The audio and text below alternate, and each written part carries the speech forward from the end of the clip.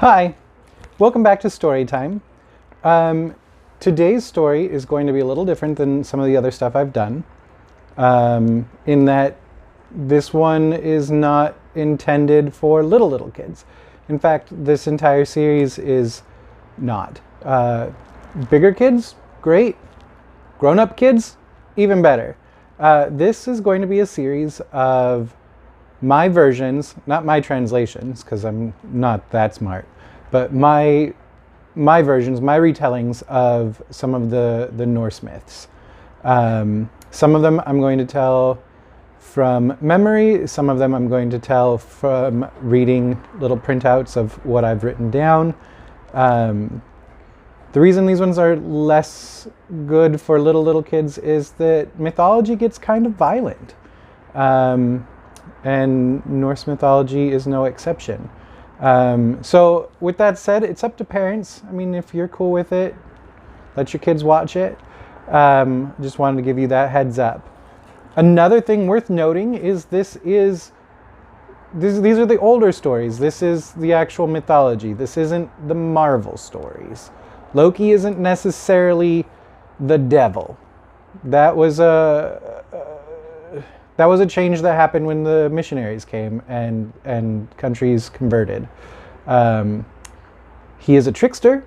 It means he's not necessarily always nice, but he's not the embodiment of all things evil. In fact, a lot of people believe that Old Norse culture didn't really have evil and good in the same way that we conceive them now. They had doing what you're supposed to do and defying that. And you'll see some of that in these stories. Likewise, Thor isn't blonde. He's a redhead. But he's not necessarily the greatest and the best. Sometimes he's a bit of a jerk. And that's okay. Like, these are more realistic depictions than super heroic depictions. The superheroes are archetypes. They tell a slightly different story with the same flavor.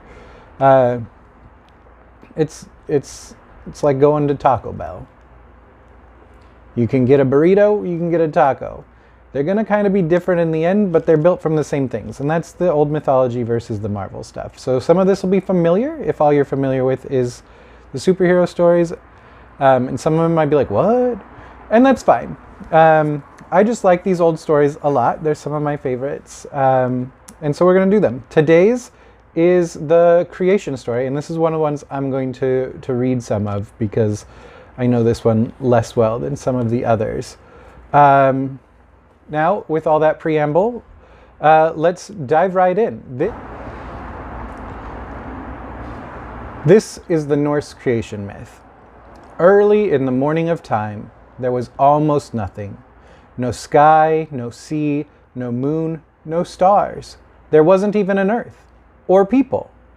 But there was Muspelheim, a realm of terrible fires, and a monster made of living flame named Surt, who guarded the borders of that realm with his flaming sword.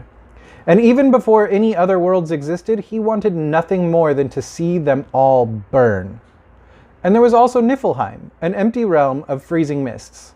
And in between, there was the yawning abyss called Ginnungagap.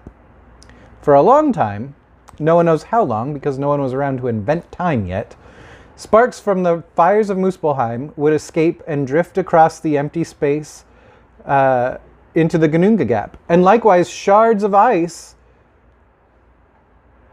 and snow would escape from Niflheim across the empty space and into the Ginnungagap. And they would swirl and they would dance and they would mix in that abyss. Eventually, somehow, in the middle of all that swirling and dancing, tiny fires ignited a spark of life within the shards of ice. And that life grew in secret until one day, a hornless cow named Adhumla emerged from the abyss. And if that wasn't weird enough, a Frostjotun followed after her. The first Frostjotun, in fact, Ymir, who was neither man nor woman, or perhaps both. They lived together on the edge of the abyss for a very long time. Adhumla would lick the edge of the abyss because it was very salty, like the rim of a margarita glass. Maybe it was the ice of Niflheim was salty, but maybe Ymir was exceptionally sweaty. From Adhumla's udders flowed 4 rivers of frothy milk, from which Ymir drank and grew to incredible size. At one point, Ymir grew tired from all the milk drinking and growing and general sitting around staring into the void, and so they slept. And while they slept, a male frost jotun emerged from their left armpit, and a female from their right. And a 6-headed troll emerged from their feet. So I think maybe Ymir was exceptionally sweaty. That sounds gross. Sweating so much things are popping out of your armpits. All of these children of Ymir grew quickly on Adumla's milk, and they began making more of themselves in the way things tend to do. They all took after their parent and were ugly and twisted and wild and strong and a little bit too violent. Adhumla also brought about new life in a weird way. Ymir wasn't the only one. While she was licking the salt at the edge of the abyss, she uncovered some hair. And as she kept licking, the warmth of her tongue melted away the ice and wearing away at the salt until the hair gave way to a head, and that head eventually gave way to a whole person. And this person was straight, as opposed to twisted, and handsome and civil and just the right amount of violent. And his name was Buri. Once Buri was uncovered from the salt and the ice, he met his neighbors, the monstrous children of Ymir. Among them, he met a beautiful Jotun woman, because sometimes 2 really ugly people can defy all odds and make a beautiful child. And this beautiful child's name was Bestla. They in turn made babies, and those babies took after their father, and were so beautiful and bright and right that they literally glowed and filled that darkness and that had been everything except for Muspelheim with a new light. They became the first of the tribe of gods called the Aesir. Their names were Odin and Heinir and Lothar. But some people say their names were Odin and Vili and Ve. It was a really, really long time ago. Mistakes were made. If you've tried making a family tree, you know how tricky it can be to find old people's names. These new gods knew that they had been within them the power to create a whole world. But before they could create, they had to destroy, because Ymir was so wild and violent that they would surely destroy the world before it had time to grow and become beautiful. So the Aesir came together and challenged Ymir. They fought, and one must assume that it was a truly impressive fight, for surely it was the first true fight between order and chaos. Eventually, the brothers won, and they hurled the body of Ymir into the Ginnunga Gap. Ymir's wounds flowed with so much blood that it filled the yawning abyss and flooded until it formed the seas. Adhumla the cow drowned in that sea, as did most of the Jotuns and the trolls. A few managed to scramble on the shards of ice from Niflheim, which had become icebergs in the new sea. They floated away, and the Aesir did not bother to pursue them. The icebergs merged up at the far edge of the sea and came together to become the icebound wilderness of Jotunheim, where the Jotun and the trolls that survived the flood flourished and made more of themselves. And they hated the Aesir for what they did to Ymir and the rest of their kind. The Aesir reached into the Ginnunga Gap and pulled out the body of Ymir. From it, they created Midgard, the earth we know. The flesh became soil. The bones became mountains. The teeth became boulders and stones. Then they grabbed hold of Niflheim, the realm of freezing mists, and shoved it down underneath their earth so that it would not freeze the new growth and let the world grow. Over the lands and seas they placed the massive skull of Ymir, which became the sky to protect Midgard from the errant flames of Muspelheim. They caught some of those sparks and fashioned them into the inside of the skull, where they became the stars and the sun and the moon. But there was no day or no night, because the sun and the moon were stuck and unable to move. So Odin, Heinir, and Lothar made 2 teams of horses, each with a cart behind them. The moon's name was Mani, and his horses were covered in hoarfrost, and his icy light shone silver over Midgard. The sun's name was Sol, and she was so hot that the gods had to tie bellows to her horses' legs so that they would pump cool air on them and the horses wouldn't burn up from the heat of the sun. As she traveled the sky, she shone a golden light down over Midgard.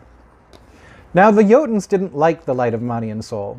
Either they enjoyed the darkness, or just out of spite because the Aesir created them and they hated the Aesir. Two of the Jotuns decided to turn themselves into massive flying wolves and flew into the sky and began chasing Mani and Sol. The horses were terrified, rightly so, by the giant freaking wolves and had to run for their lives. They could never slow down, for the wolves were constantly giving chase, and so dawn, dusk, night, and day came into being over Midgard. While we were paying attention to the Aesir, another race of gods called the Vanir showed up. I'm not sure where they came from. Maybe they came from another country. But they were elemental gods, and they sent rain and gentle winds to Midgard. As the rain fell and the warm sun shone, the stubble of Ymir's beard sprouted as grass, which spread across the valleys.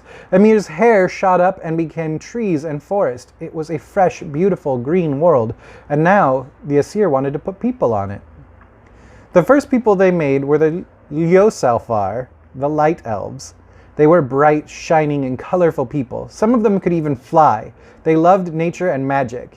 Feeling kinship with these new people, the Vanir offered them a home in Alfheim, the land next to Vanaheim, where they already lived. The Ljósálfar loved their new home, but some stayed behind to be the local spirits of the land on which they were created. In that chaotic way of things that has become common in this story, the worms that had been digging and burrowing deep underground in Ymir's veins became dwarves.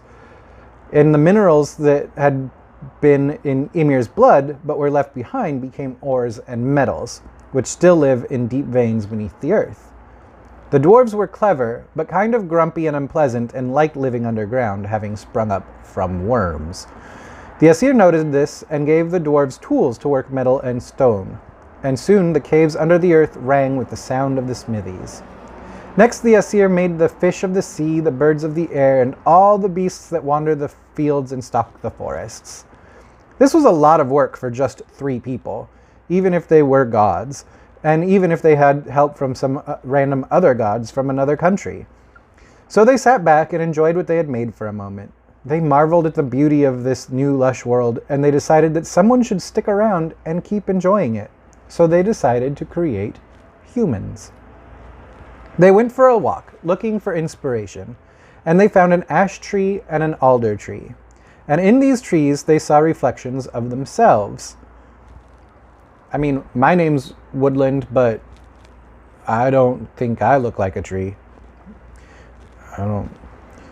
They were upright, a little proud, and tough as wood, because they were trees. Of course they were tough as wood, but they were still only trees and not people. So Odin gave them souls, and Hænir gave them intelligence and the ability to move, and Lothar gave them names and clothes. Slowly,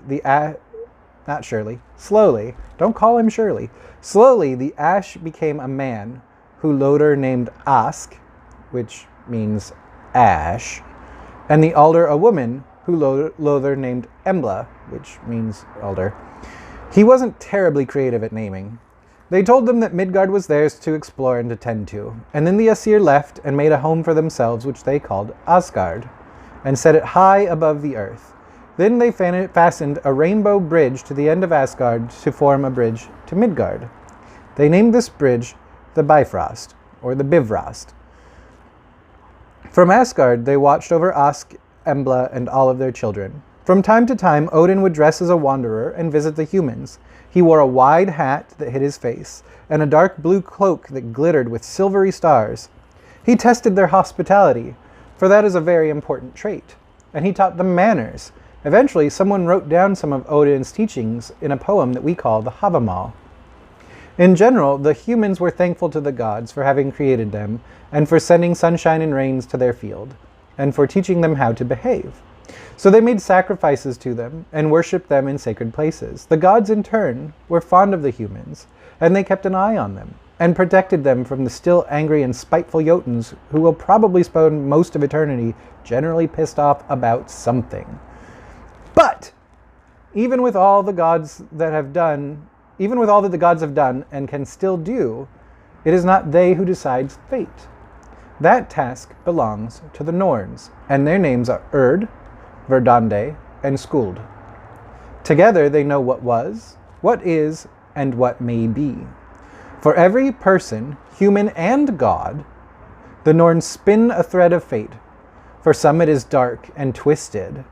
For others it is bright and straight. For some it is short and others long. Nobody knows where they came from, the Norns, not even the gods. But everyone, even the Aesir, obey the Norns, for not even the gods can escape death when their time comes, though their threads tend to be far longer than those of humans. All of the worlds are connected. A great ash tree grows right through the middle of the universe. It is called Yggdrasil. Among its branches are Alfheim, Vanaheim, and Asgard. At its base, you can find Midgard. East of Midgard, beyond the all-encircling sea, lies Jotunheim. Deep beneath Midgard, among the roots of Yggdrasil, lie the underworld realms. To the north is Niflheim with its frozen mists. To the south is Surtur and the fiery world of Muspelheim. Somewhere between them lies Nidavellir, home of the dwarves. And then there is the mysterious ninth world. We know the realm of the dead is in the underworld, but is it its own realm, or a part of Niflheim? Only the dead know. And some people whisper of the dark, shadowy realm of Svartalfheim, home of the dark elves. But has anyone ever met a dark elf? Some people claim dark elf is just another word for dwarf, and that Nidavellir and Svartalfheim are the same place. But others claim that that claim is just a lie spread by the dark elves to confuse us. The Norns tend their well among the roots of Niflheim. Mimir's well lies in Jotunheim. A great eagle lives among the highest leaves of Yggdrasil, while the terrible dragon Nidhogg and its snaky offspring live among the deepest roots, gnawing away at the tree that holds all the worlds. 4 great stags eat at the lowest branches of the tree. A gigantic squirrel, of course it's gigantic, think of the size of the tree, runs between the roots and the leaves, carrying lies and insults between the eagle and Nidhogg. When Ratatoskr, the squirrel, upsets the eagle beats its wings, causing mighty winds to shake the tree. And when his lies and taunts upset Nidhogg, the dragon thrashes amongst the roots, spreading its poison. And we all hope that Ratatosk will soon tire of his game. And that, my friends, is the creation myth from the Norse. I hope you enjoyed it. I really like it. And look in the future for more stories. I have a couple of them already prepared, and we'll be working on getting some more written out. I hope you enjoyed it. I'll put this in its own playlist, and make sure that I notice in the description that watch it with your littles at your own discretion. So yeah, I'll see you next time.